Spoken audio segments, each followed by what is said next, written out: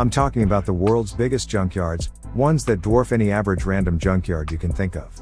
That means we are going to be traveling around the world to find these special spots. These are junkyards where salvage isn't just on a grand scale, it's on a massive scale. And who knows, maybe if you ever get to go to one of these junkyards in person someday, you'll find the car, or airplane, of your dreams, or at least half of it, hiding underneath all of the other junkers. Anything is possible. So let's get to it.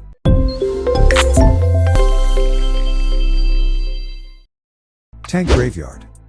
The tank graveyard of Asmara is filled with rusted tanks, trucks, and other wrecked vehicles piled in twisty rows through which you can wander. Paths are littered with bits of ammunition and Russian metal plates with CCCP, the Russian acronym for the USSR, stamped on them. But the tank graveyard is more than just an assemblage of destroyed military hardware. It's a bleak reminder of one of Africa's longest wars in recent memory, the Eritrean War of Independence, fought between 1961 and 1991, that secured Eritrea's independence from Ethiopia. Ethiopia, then backed by the Soviet Union, had a large army including tanks, trucks, cars, and machinery currently visible at the tank graveyard.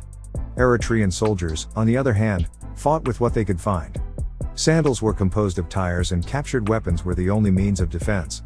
Despite the stark difference in armies, Eritrea's determination to gain sovereignty allowed them to destroy a significant amount of Ethiopia's war machinery.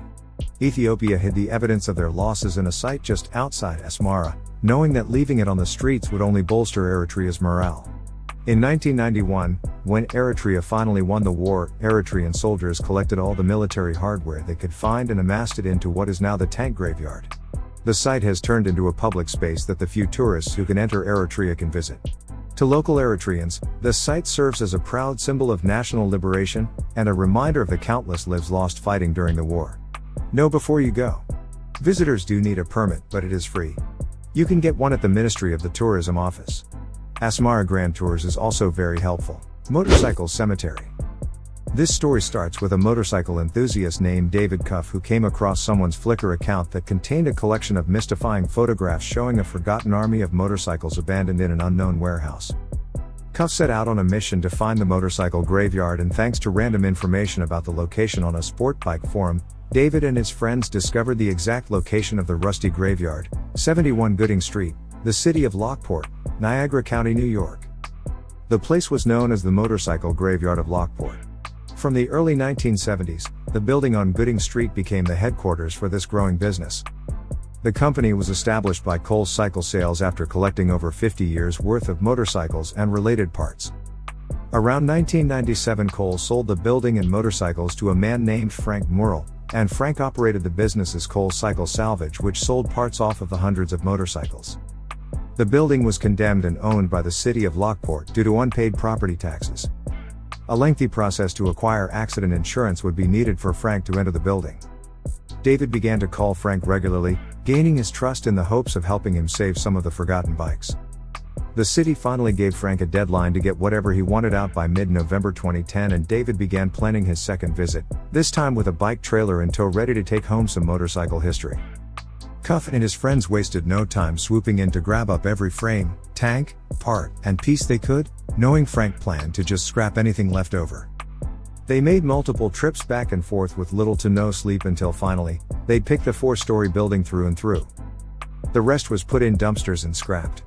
Unfortunately, on July 30, 2013, the building burned down in a fire, and the remains of the graveyard were lost forever. Rasoka site. This eerie setting is not quite like any other junkyard. These are the rescue vehicles left behind by the Chernobyl nuclear disaster. They are so saturated with radiation that they can never be used again, so they have been abandoned to rust in this huge, kilometer-long scrapyard. This is one of those rare times when recycling is not a good idea. However, terrifyingly, anecdotal evidence suggests that the scrapyard has started to be used as just that. Nearly 25 years after the accident took place, these wrecks still throw off up to 30 Roentgen an hour, approximately 1/3 of the amount needed for a lethal dose after prolonged exposure. Now they sit in a field in Rasoka, 25 kilometers southwest of the power plant. To prevent the spread of irradiated material, there are strict criminal penalties against looting in the Chernobyl exclusion zone, which does not retain normal civil rule. Despite this, year by year, the assembled mass of metal diminishes, suggesting that parts are illegally being hauled off for sale, even though they carry a potentially deadly level of radiation. There have even been suggestions that some of the machines are being shredded for scrap, while many of the cars appear to have had their engines removed. From April 2008, the government banned all access to the junkyard as a preventative measure. It was 23 years earlier that this threat was created.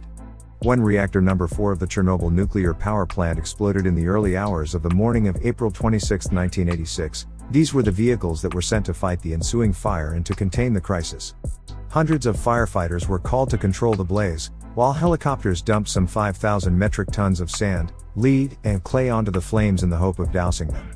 It was this fire that propelled the radioactive fallout into the atmosphere and over the entire region. From cars, vans, ambulances, buses, and fire trucks, to Soviet heavy transport helicopters, all the vehicles you see here were exposed during the containment of the disaster and the subsequent cleanup. Today, you can even take guided tours of parts of the exclusion zone, and in recent years people have been able to visit the junkyard, though visitors are advised not to collect any souvenirs. When the residents of Pripyat were evacuated, they were told not to bring luggage, meaning that nearly all of their possessions remain in their homes. Tire trash pile. An average automobile tire can travel around 30,000 kilometers before they need to be replaced. Tires that have reached the end of their lifetime are usually recycled, but in Kuwait, they are dumped into one of the biggest landfills on Earth in the Sulaibiya area near Kuwait City. Every year gigantic holes are dug out in the desert and filled with old tires.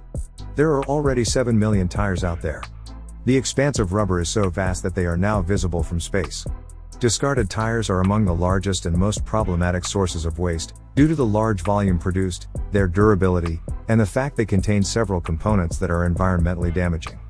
Materials from properly recycled tires are used for a variety of uses, including a children's playground, running tracks, artificial sports pitches, fuel for cement kilns, carpet underlay, equestrian arenas, and flooring. Tires can also be usefully recycled and repurposed into flood defenses. If waste tires are in good condition, they can be remolded and put back on the road as retreads. A large percentage of disused tires are simply burnt for fuel.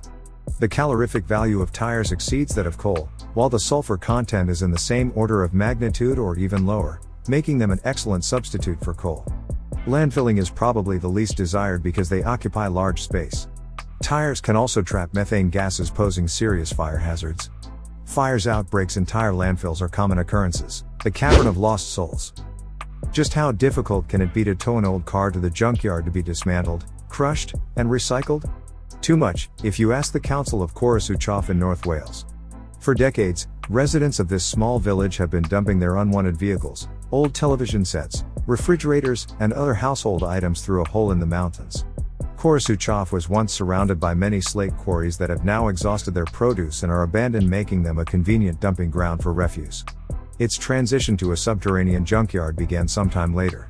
The village's little secret was discovered by urban explorers a couple of years ago.